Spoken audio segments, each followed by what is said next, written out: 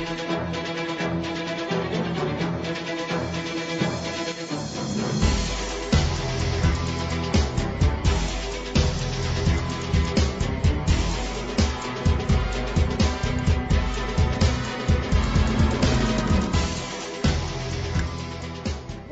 to the NFL Show on the Grueling Truth Sports Network. The NFL Show is brought to you by BetNow.eu for a 100% cash back bonus.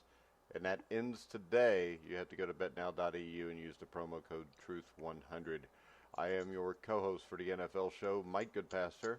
Now I want to welcome to the show a man who has to be happy since the Dallas Cowboys are still undefeated. Help me welcome from the FF Face-Off, Anthony Cervino. How you doing, Anthony? I'm doing great, Mike. How are you?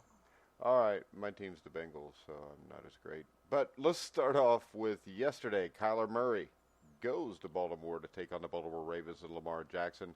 Kyler Murray is 25 for 40, 349 yards.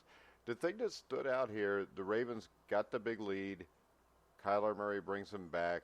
But David Johnson, 7 carries, 14 yards. With no David Johnson, the Cardinals don't have much chance, do they, Anthony? No, and, the Cardinals played a lot tougher than I thought they were going to play. I didn't think they were that the Baltimore Ravens were going to cover the spread. But David Johnson is going to be a big part of that team. He's dealing with a wrist injury, but he did come back into the game. Yeah, and the other thing that you got to like if you're the Cardinals for Kyler Murray, Christian Kirk, 6 catches, 114 yards. Larry Johnson, Old Faithful, 5 catches, 104 yards. So I think people that were thinking the Cardinals would be one of the bottom 2 or 3 teams in the NFL, that may not be true now. Kyler Murray, he's going to have his growing pains, and I said this last week, and he's going to look really bad at times, and he's going to look good at times. But in the end, I think Kyler Murray will keep the Cardinals in the game. They had 2 receivers with over 100 yards receiving yesterday, Christian Kirk and Larry Fitzgerald. They have a lot of good young playmakers, Keyshawn Johnson, another rookie receiver. So the Cardinals will be fine. I just don't see them making a lot of noise in 2019. I think they'll be competitive, but that's about it.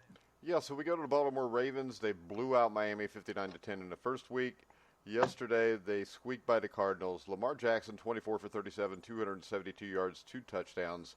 Lamar Jackson, 16 carries, 120 yards. That's almost 400 yards total offense. Mark Ingram, 13 for 47. The thing that stands out here to me with Lamar Jackson is the fact that you have a tight end in Mark Andrews, 8 catches, 112 yards. And I'll always say the best friend of a young quarterback is a tight end. And Marquise Brown, 8 catches, 86 yards. They have some weapons here. When you look at the mess that the AFC North seems to have become, I think the Ravens have to be the favorite to win this division right now. Yeah, well, the Steelers, we'll talk about them later. They're a mess. I kind of thought the Bengals would be a little bit better than they were. We don't know what we're going to get from the Browns, and, we'll talk about that game later on, what we see tonight. But, yeah, the Ravens look like the clear-cut favorite, and it's not close. Yeah, and we transition over to an AFC West team, the Los Angeles Chargers, who traveled to Detroit. And Detroit beats them 13-10. Matthew Stafford, 2 touchdowns, 2 interceptions. Made a critical mistake at the end of the game. Kerryon Johnson was held 12 carries, 41 yards. Is this more of an issue with injuries with the Chargers, or are they maybe not as good as what we thought they were? Well, the Chargers are dealing with injury after injury after injury. And I obviously meant to say Austin Eckler, by the way. But like we see every year, I'm going to put a little bit on Phil Rivers. I feel like he's starting to show a little bit signs of age that maybe they can't necessarily overcome all of these injuries anymore with Phil Rivers. Really at the back end of his career, no Melvin Gordon. I know Austin Eckler is playing outstanding, but Melvin Gordon is a dynamic playmaker, and they can sure use him with Hunter Henry out and Mike Williams dealing with another injury. Yeah, and the Detroit Lions, Stafford, a couple turnovers, which could have killed him, usually does. But the thing that stands out to me about Detroit is defensively. I think this Detroit team is much better than what they have been in the past. I would still worry a little bit about pressure in the quarterback. I don't think there was a ton there yesterday. But their defensive backfield, I think, is very underrated. Yeah, the Lions played really well. I know you're not a big Matt Patricia fan, but he really has this team buying into his philosophy. I think last year there were some growing pains with the team buying into Matt Patricia, and we saw, a big player like Golden Tate get traded out of town because he wasn't buying in. I think he has a bunch of his guys in there now, a couple of former Patriots to kind of hone that locker room together, and I think the Detroit Lions are going to be a very competitive team this year. All right, another team that's been competitive so far, and without a 700-year-old kicker missing some kicks, they'd be undefeated right now. That's the Indianapolis Colts, who went into Tennessee, beat a tough Titans team 19-17. Jacoby Brissett, 3 touchdown passes. Jordan Wilkins, where'd he come from? 5 carries, 82 yards. Marlon Mack was held to 51. The receptions were spread out over about 10 guys. T.Y. Hilton was the most, 4 for 43. But I think the most concerning issue with the Indianapolis Colts has to be Adam Vinatieri, who I think is a first-ballot Hall of Famer. But he misses 2 extra points yesterday. Almost cost him another game. How long can they continue to go with Adam Vinatieri and off what Vinatieri has done in the past? I think Vinatieri, if he keeps struggling, I'm pretty sure he's dealing with an injury or dealt with an injury in the preseason or the offseason. I have to double-check that. But kicking is minimized by many, but it plays such a big role. 1 point can cost you a game. You miss an extra point, then you're chasing that point for the rest of the game. And you see teams like the Chargers and the Tampa Bay Buccaneers all struggle and lose games. The Chicago Bears, another one. And if the Colts want to win, and they seem like they can win with Jacoby Brissett, they need to make a change if Adam Vinatieri continues to struggle, and you can't live off his Super Bowl glory in the past. Yeah, and he's been around since, the 90s?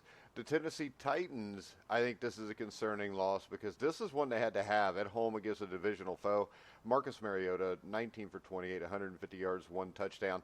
The one thing that stands out to me about the Titans and has been prevalent, I think, the last few years, they don't have a lot of guys that can really break a big play. There's not a lot of explosive plays for the Titans, so they kind of got to just grind you down, which makes every game a close game.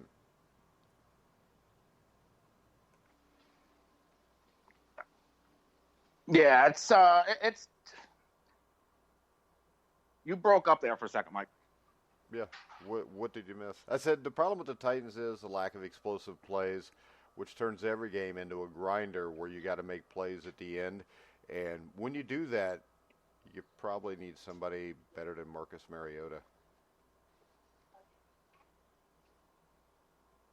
Yeah, well, the Titans, they're very inconsistent. We saw that last year with Mike Vrabel under coaching them. They were inconsistent. They beat good playoff teams last year. They lost a couple of heartbreaking games, and we're seeing that inconsistency spill over to 2019.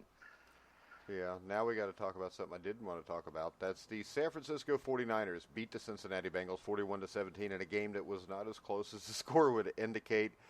Jimmy Garoppolo, 17 for 25, 297 yards, 3 touchdowns. The thing that's impressive here, though, is their top 2 running backs are down, McKinnon and Coleman.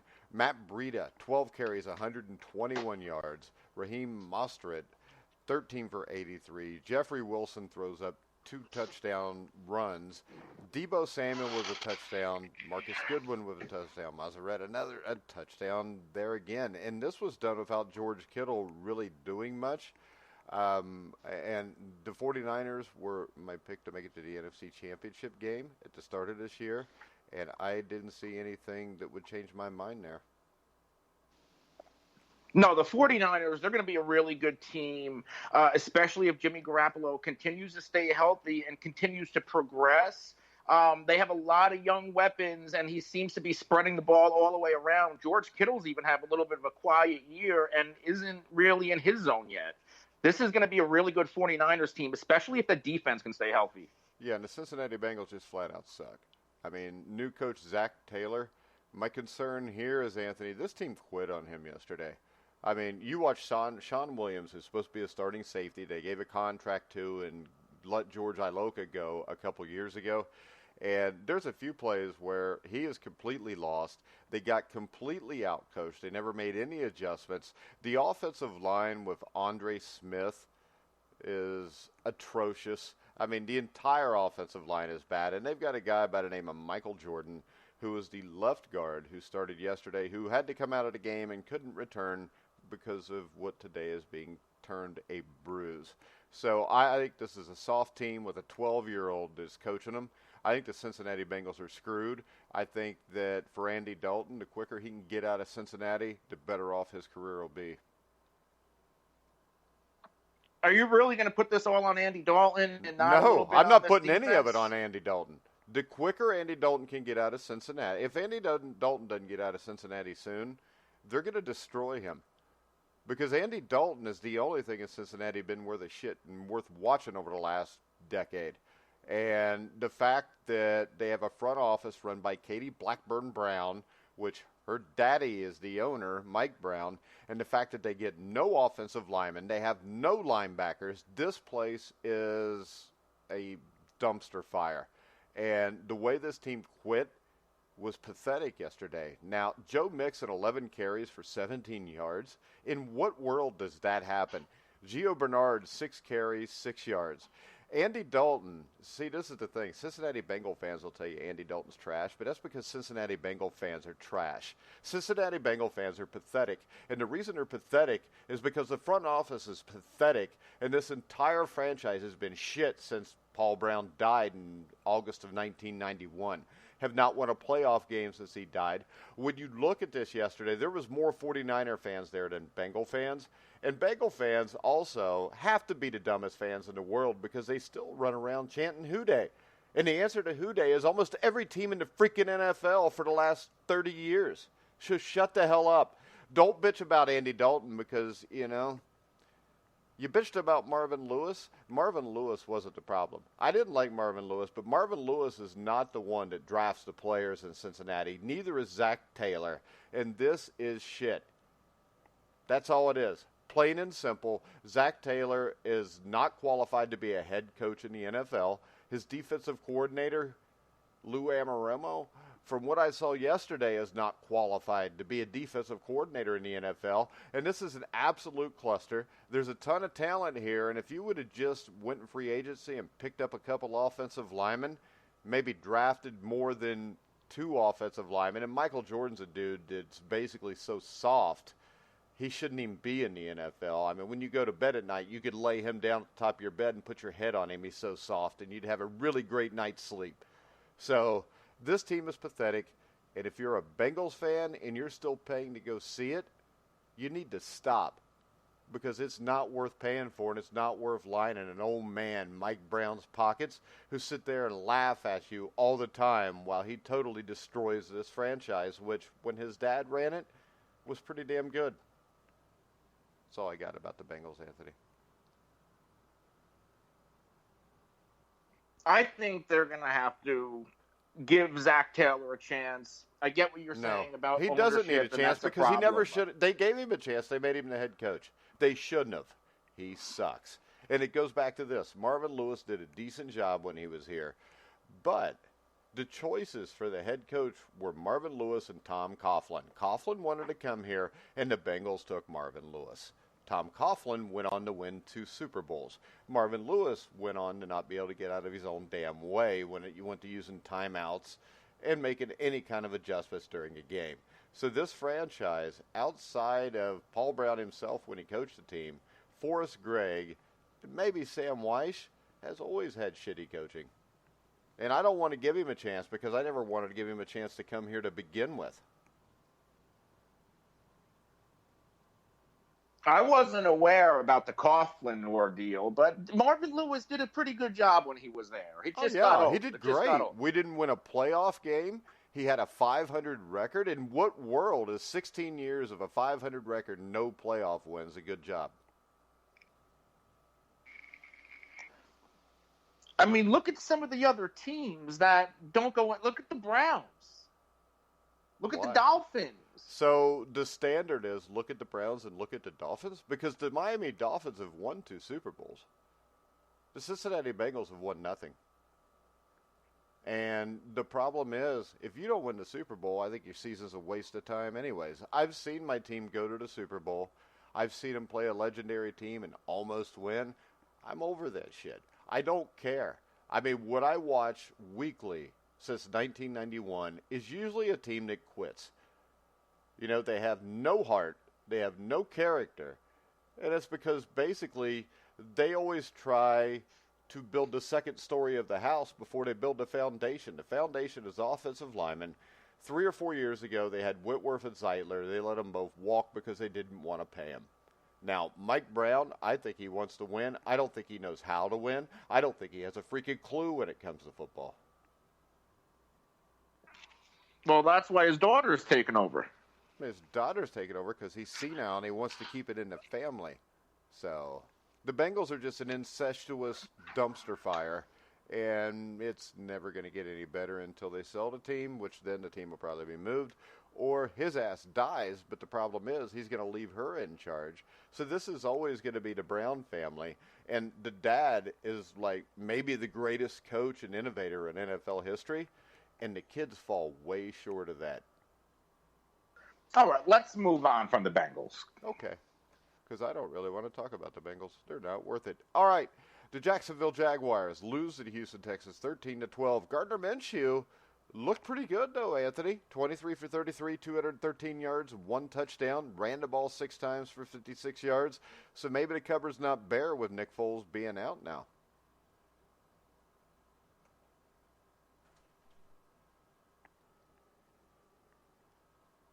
You there? Oh, we just lost Anthony. We're going to call Anthony's ass back. Because if not, I may just talk about the Cincinnati Bengals the rest of the show. And nobody wants that. But yeah, and on the Houston, Texas side, Deshaun Watson was 16 for 29, 159 yards. Carlos Hyde, 20 carries, 90 yards.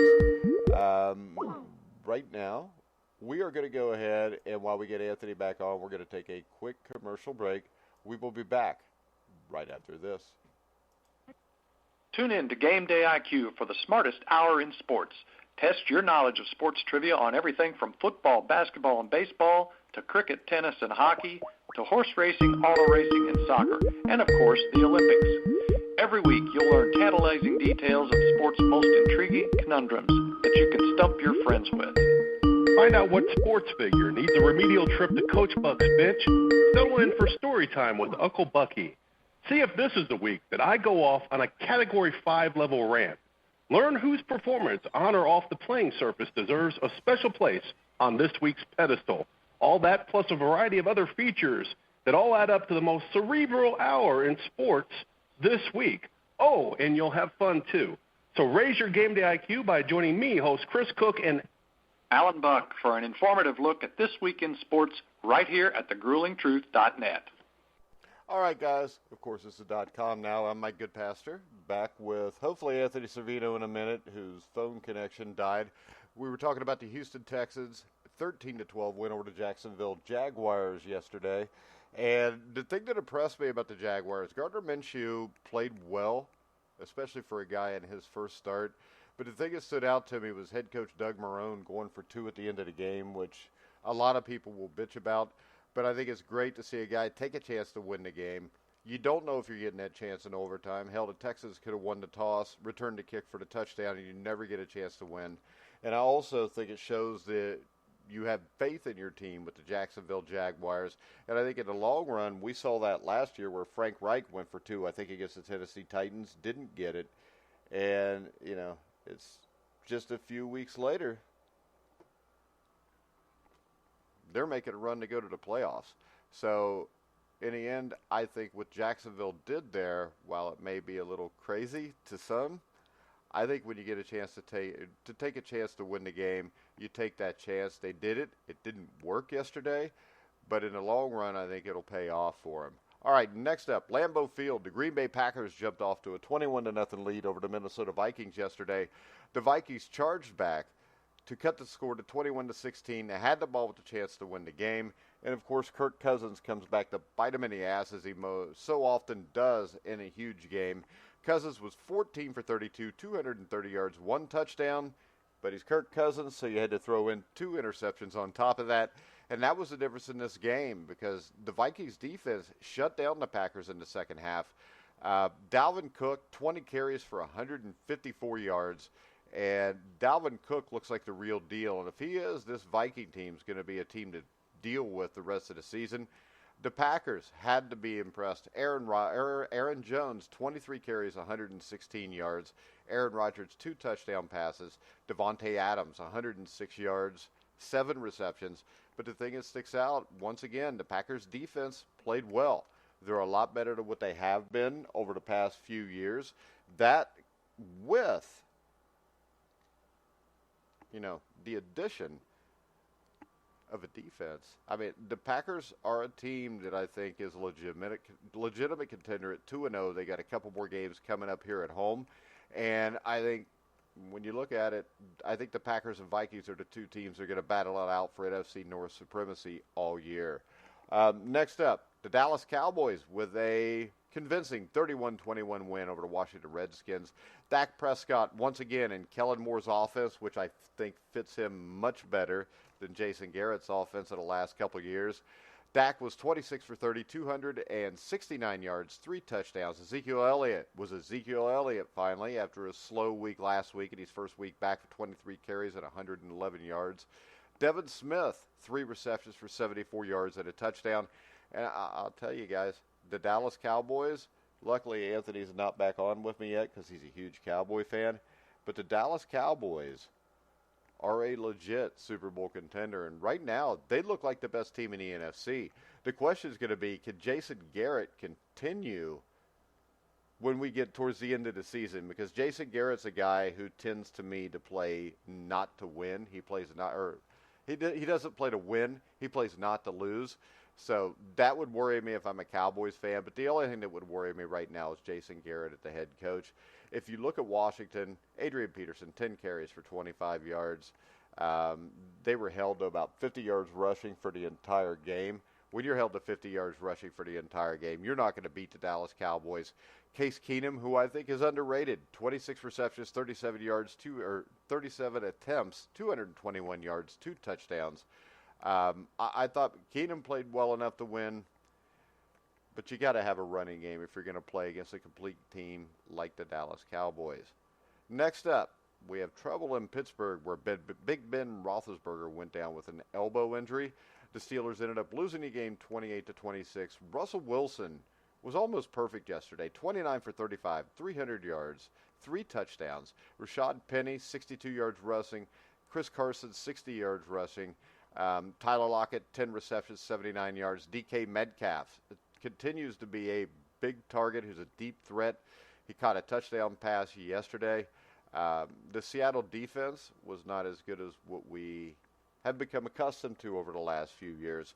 But the thing that really stood out to me here was Mason Rudolph. I mean, Mason Rudolph coming in similar to Gardner Minshew last week for Jacksonville.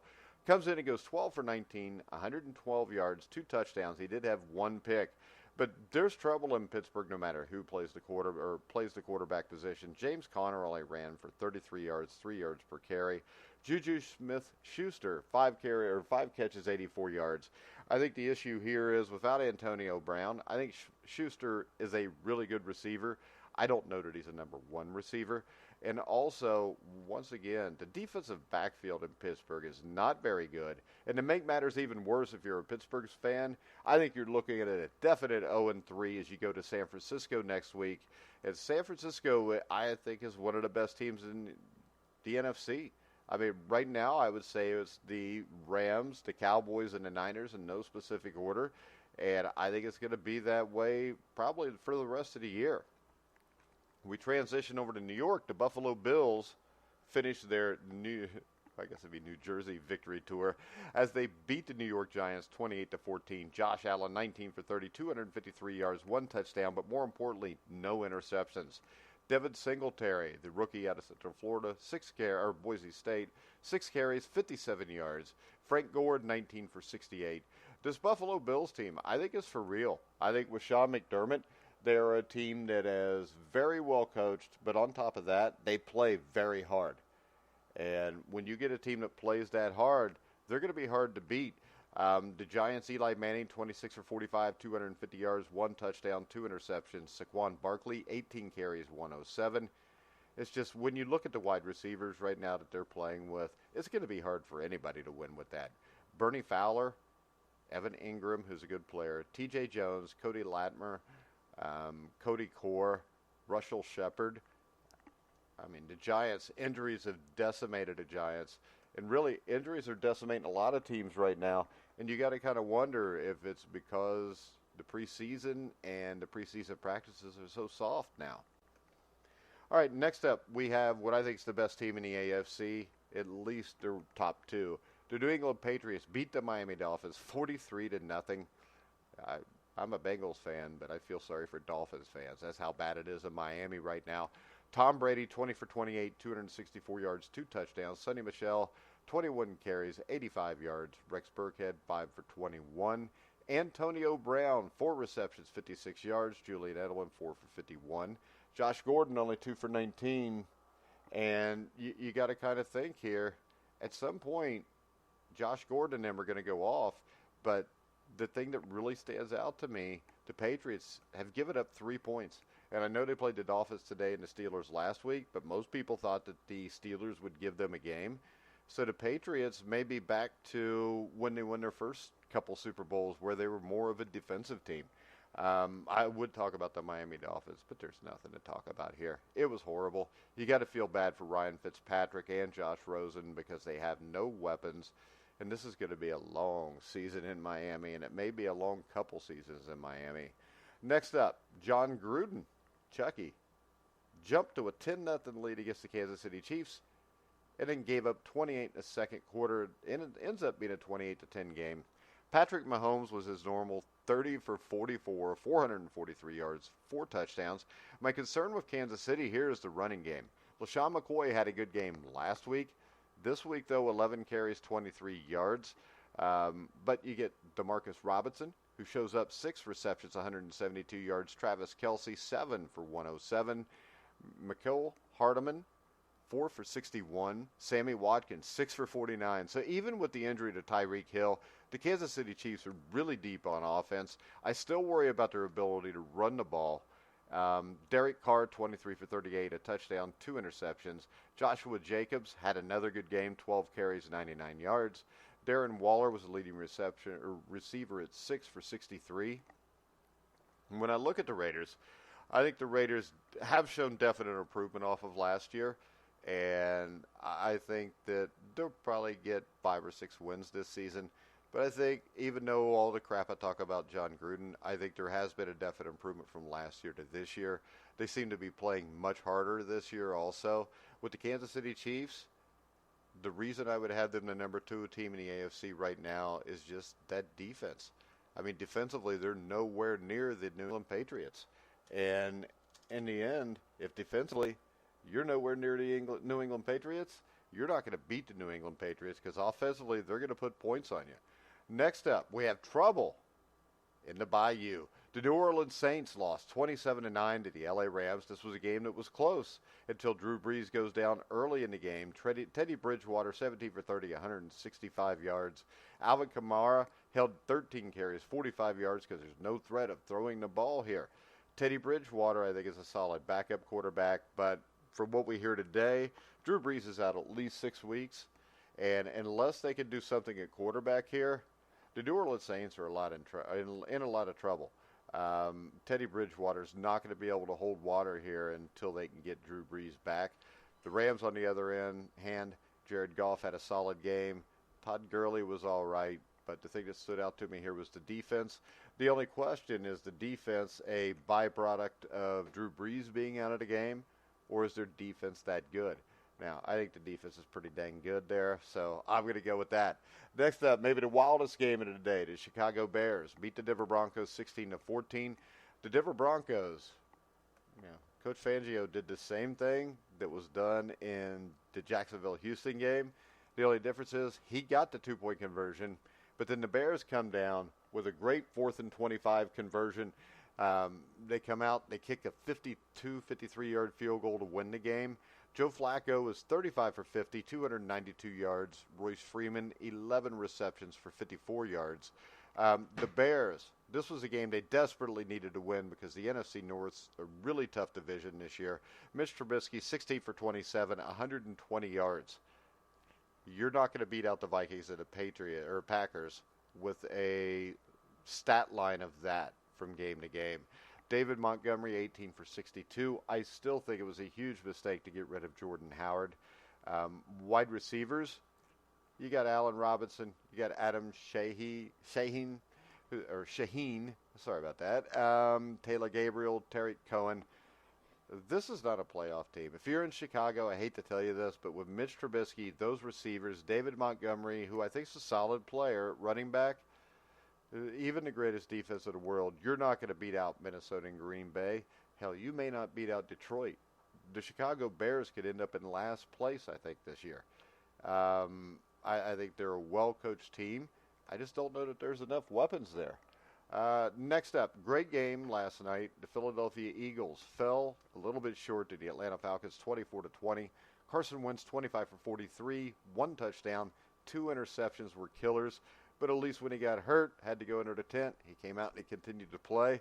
Matt Ryan had a solid game, 27 for 43, 3 touchdowns, but 3 interceptions. Kept the Eagles in this game. The thing that worries me here is still the offensive line. We talked about the Bengals and their inability to run the ball. The Atlanta Falcons, 4 carries, 32 yards for Ito Smith. Devonta Freeman, 11 for 22. That has to be extremely concerning when you can't run the ball.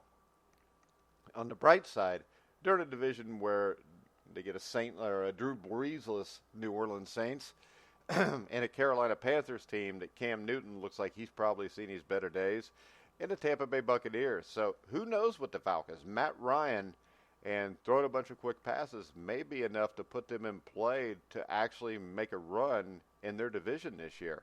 The Philadelphia Eagles, I still think are the most talented team, but when you look at the injuries are killing this team right now. You got no Deshaun Jackson. You got Carson Wentz is banged up. You're losing players left and right, and that's the thing about the NFL. It's not always a battle of who's got the most talent. Sometimes it's about who gets the most luck and not getting hurt. And when you look at most Super Bowl teams, they're the teams that were the healthiest throughout the year and get to the end of the season with the most players that are there ready to go. All right, guys, we're going to come back after a quick commercial break, and we are going to talk a little Monday Night Football between the Cleveland Browns and the New York Jets. We'll be back right after this. Hey, this is Dennis Taylor, host of the Ringside Boxing Show, inviting you to join us every week right here on the Grueling Truth Sports Network for a high-energy romp through the always fascinating world of professional boxing. We give you 90 scintillating minutes that includes insight from our expert analysts, professional boxer Travis Hartman, boxing journalist Rizwan Zahid, and nationally known author and boxing writer John J. Responti. We give you an update on the United Kingdom boxing scene from British correspondent Paul McLaughlin, and amazing tours through the storied past of professional boxing with our historian Christopher James Shelton. Not to mention a 10-year legacy of more than 500 world-class guests. If you're a boxing junkie, the Ringside Boxing Show is the tonic you're going to need every week. Check us out and discover why we have the most listened to podcast. All right, guys, we are back with the NFL Show. I am Mike Goodpaster, was here earlier with Anthony Cervino, who had some issues on his phone line. But we're going to talk a little Monday Night Football tonight. It is a throwback game, the first game in regular season Monday Night Football history between the New York Jets and the Cleveland Browns. That was a 31-21 win back in 1970. And for a little extra information, it was the second game, I think, in Monday Night Football history because the Giants played the Steelers in kind of a dress rehearsal that was shown through part of the country back in 1970 in the preseason. Sam Darnold's resting at home tonight with mononucleosis. Don't know how long he's going to be out. The Jets will turn to Trevor Siemian as their quarterback in this one. Siemian has started 24 games in the NFL, all with the Broncos in 2016 and 17, and he actually won 13 of them. But that's not the only problem. You're also missing Quinnen Williams tonight, and you're missing the defensive signal caller, C.J. Mosley. The Jets, as soon as Mosley went down, went from a 16-0 lead over the Buffalo Bills to losing that game 17-16. And I think when we look at this was going to be a tough game for the Jets, even if they were at full strength. But now you take away the starting quarterback, Darnold. You take away C.J. Mosley. Number 2 wide receivers out. They're missing a key piece of the defensive line. I think it's hard to see how they have a chance at this one. I think Odell Beckham Jr. goes off big tonight for 175 yards. I think the Browns win the game 27-7. But I will put this disclaimer. If somehow the Browns lose this game, all hell's about to break loose in Cleveland.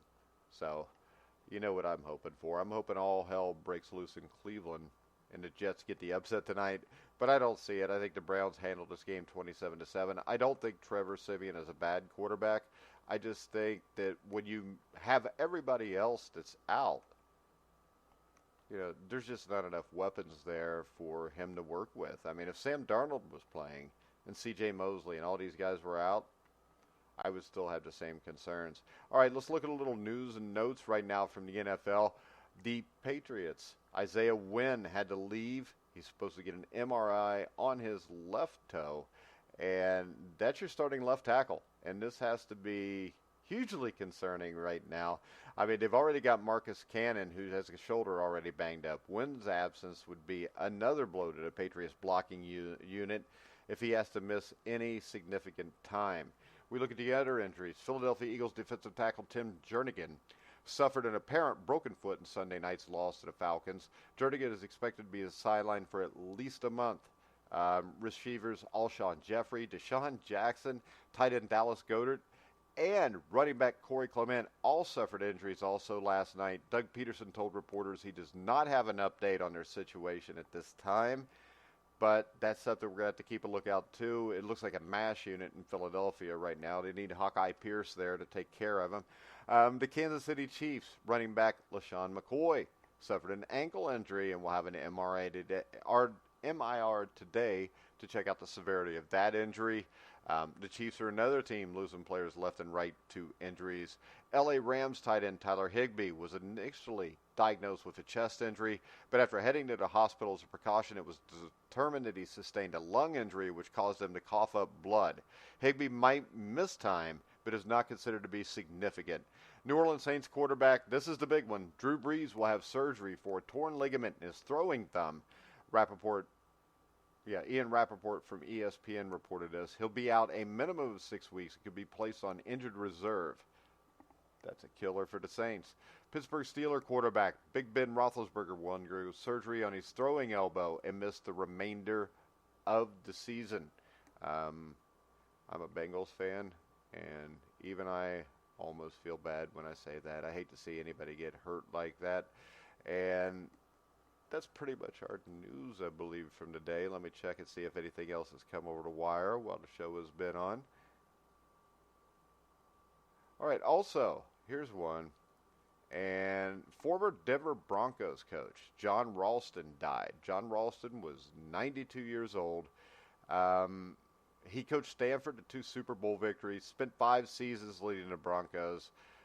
San Jose State is where he finished his coaching career. Ralston is recognized as having turned the Broncos franchise into a winning direction. From 72 to 76, under Ralston's guidance, the Broncos had 3 winning seasons, including the franchise's first winning campaign in 1973 with a 7-5-2 mark. And the thing that stood out to me about that team is that was also, I think, the first time they were on Monday Night Football, and they played the Oakland Raiders at Mile High Stadium to like a 23-23 or 27-27 tie, which you would have thought that the Broncos won the game from watching that. The other thing about him is after he gave up the head coaching position, he became the general manager. So he was the general manager for the Orange Crush defense that had guys like Lyle Alzado, Tom Jackson. They were a loaded team. And he was instrumental in building that franchise's Super Bowl 12 squad. 16 of the team starters were drafted or signed by Ralston, with 6 going on to become Bronco Ring of Famers. And in 1978, I think he moved on to be the offensive coordinator for Dick Vermeil at Philadelphia, where that was the first time the Eagles had made the playoffs since 1960. They ended up playing in the playoffs. They beat the Atlanta Falcons, I believe, in Atlanta. No, they lost to it. They lost to Atlanta on a last-second field goal by Mick Luckhurst, and that Atlanta team went to Dallas and almost beat the Cowboys, losing 27-7. Ralston played linebacker on the 1958 Cal team, which made it to the 1959 Rose Bowl, which doesn't happen too much at Cal. He was also the head coach of the Oakland Invaders in 1983 and 84.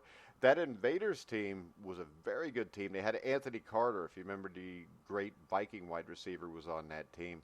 So John Ralston was a winner. He served in the U.S. Marine Corps in the South Pacific during World War II.